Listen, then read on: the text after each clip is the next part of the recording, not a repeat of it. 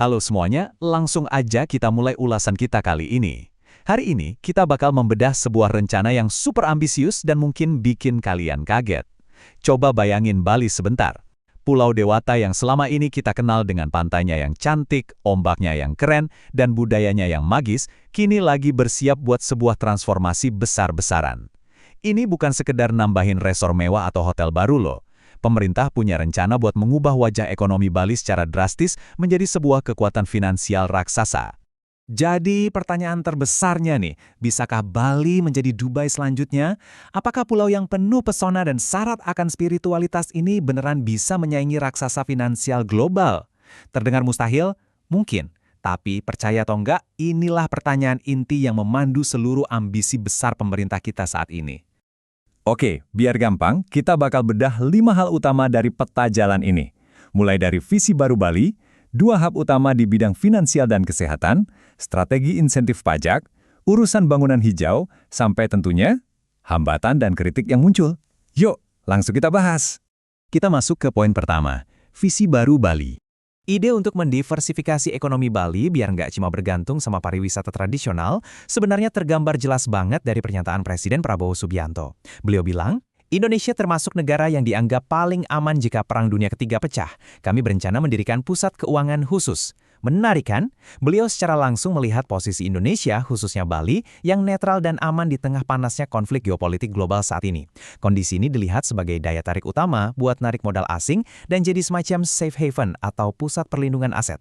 Nah, sebelum kita melangkah lebih jauh, ada satu singkatan yang harus banget kita clearkan biar kalian nggak bingung ke depannya, yaitu IFC. Ada 2 IFC di sini. Pertama, Indonesia Financial Center. Ini adalah proyek pusat keuangan domestik seluas 100 hektar yang mau dibangun di Bali. Kedua, International Finance Corporation yang merupakan bagian dari grup Bank Dunia dan fokus berinvestasi buat pembangunan global. Dua-duanya bakal punya peran penting dalam ulasan kita hari ini. Sekarang, mesin penggeraknya. Kita masuk ke bagian kedua, 2 hub utama, finansial dan kesehatan. Lewat kawasan ekonomi khusus atau KEK, pemerintah bikin pembagian tugas yang sangat strategis. Ada KEK kura-kura yang murni fokus ke ranah finansial sebagai lokasi Indonesia Financial Center tadi dengan target realisasi investasi mencapai 1,62 triliun rupiah di awal 2026.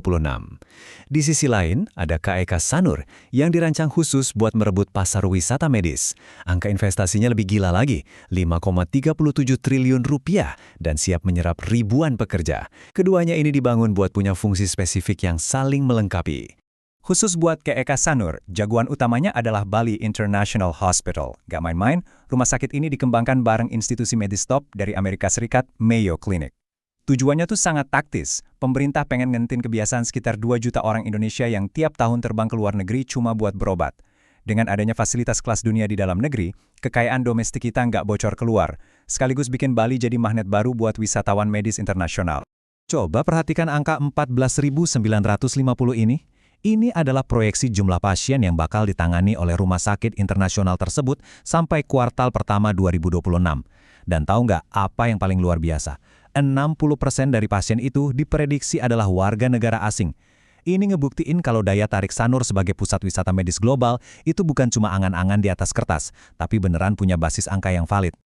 Lalu, gimana caranya narik investor raksasa masuk ke sana? Ini bawa kita ke poin ketiga, strategi pemotongan pajak.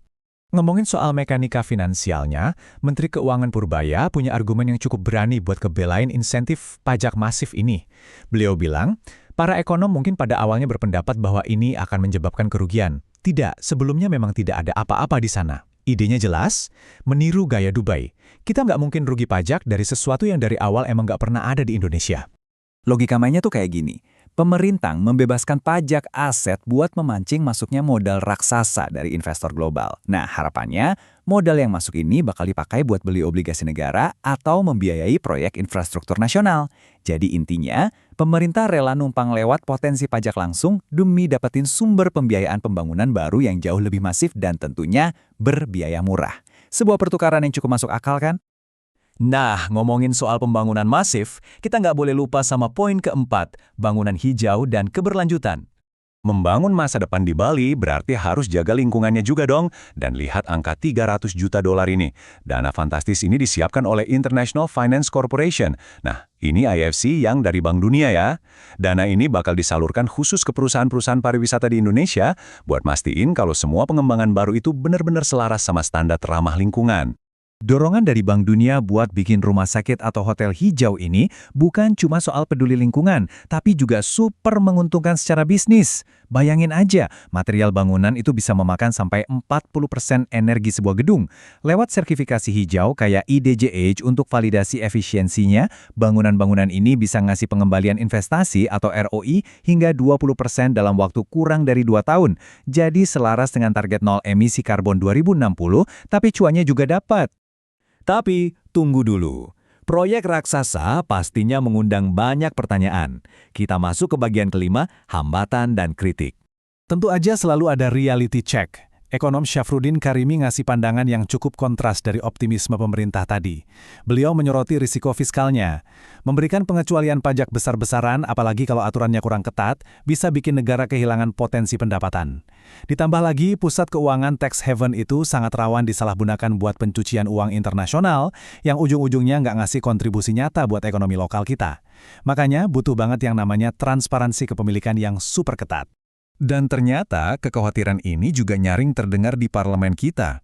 Komisi 7 DPR sempat ngebahas soal KEK kura-kura dan mereka nemuin beberapa isu praktis di lapangan. Mulai dari masalah pengelolaan sampah yang belum beres, suplai air bersih yang rentan, mengingat sebagian itu di atas lahan reklamasi, sampai pertanyaan soal gimana nasib warga lokal. Apakah UMKM asli Bali dan budayanya bakal benar-benar dilibatkan, atau cuma jadi penonton di tengah proyek megah ini? Semua rencana raksasa dan kritik tajam tadi akhirnya mengerucut ke satu pertanyaan yang bikin kita mikir. Bisakah ambisi daya saing ekonomi dan investasi triliunan rupiah ini benar-benar berjalan beriringan dengan kearifan lokal serta batasan lingkungan Bali? Apakah Pulau Dewata ini bisa berubah jadi mesin finansial tanpa harus kehilangan jiwa dan jati dirinya? Terima kasih udah ngikutin ulasan kita kali ini. Pastinya menarik banget buat terus kita pantau bareng-bareng gimana kelanjutan blueprint Bali ke depannya. Sampai jumpa!